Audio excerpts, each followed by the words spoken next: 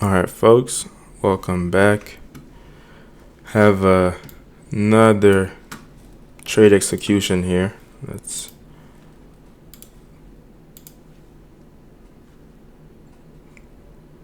so at 38.45 and a half. So just about here. So went long here, 10 contracts, partial up here, and the full target is down here at the essentially at the open of this down close candle right here. So anticipating the markets to use it as a bearish breaker, and if you can recall, we have the fair value gap in here. So I think they'll use this as a way to reverse. Don't quote me on that, but that's what I'm going for. And now I'm not trading NQ anymore. I'm actually trading ES. So now I'm actually trading ES. So because when this made the higher high in here, NQ made the lower low. So this is showing relative strength, you would say. So if you want to be buying, this is the one you want to be buying rather than NQ. Sometimes there'll be a situation like this, and I would buy NQ. So I would buy the Nasdaq. Nasdaq actually has this same fair value gap, but then the Nasdaq would go lower, take out this low, and then go higher. So it would create another divergence, and I would just rage when that happens. So now I just try to avoid it completely and just follow the strength. So a little bit of I suppose that's not drawdown, but yeah. Back at entry right now. Playing around FOMC later on today, so pushing my luck essentially. So let's look at the low on this candle. 38.55 and 75.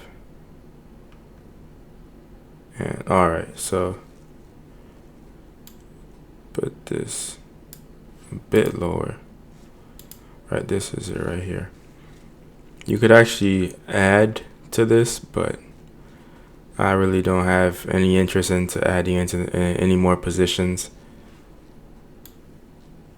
I'm pretty much satisfied with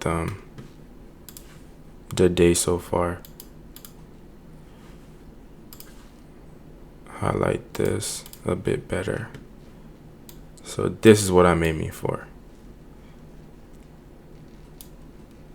Want to see price trade at the wick down here and inside this old fair value gap. The algorithm will remember this, so I'm using this as a draw on liquidity.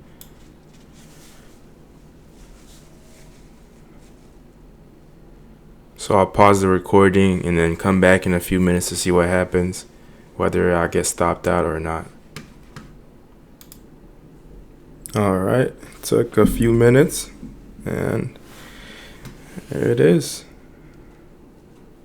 The target was hit. If you guys recall, we're using that old fair value gap, and if you extend it in time, and of course, if this was ICT, who would say we're not Wyckoff, we're not supplying demand, we don't care about fresh zones, we extend, we cut through candles. But this is essentially it. That was the target, the bottom of that down close candle, and having this liquidity void or not void, but this SIBI was really great as a confirmation and as a draw also. So seeing all that playing out together gave me a lot of confidence taking the entry down here, because sometimes it can actually go a bit lower and then come back up, but I wasn't expecting it to do that, especially not ES. And I did want to show you guys NQ, because the first thing I did was a mistake. I actually tried to go long on NQ right here. Well, it still went higher, so I suppose it wasn't a mistake. But the reason why I closed the trade, it didn't take my stop or anything, but I closed it early stop because I remember this is the weaker pair. Even though there's relative equal highs, and I know eventually it will get taken.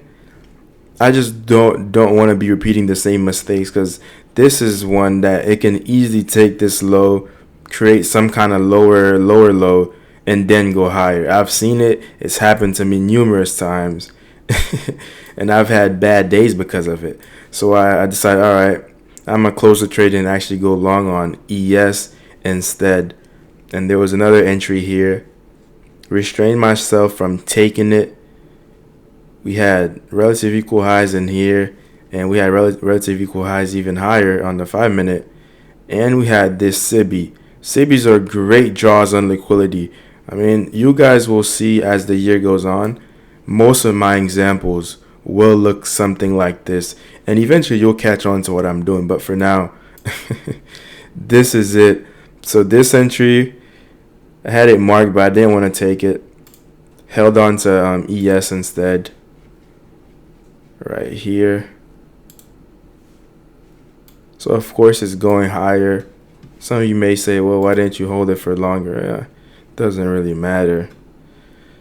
I'm just getting back in the groove. It's the 4th beginning of the year. Not doing too much, just really getting back into it. So fair value gap in here, drops in there, goes higher. For the bottom of this candle, have this fair value gap in here. I think, if I'm not mistaken, this might be referred to as a pseudo breaker.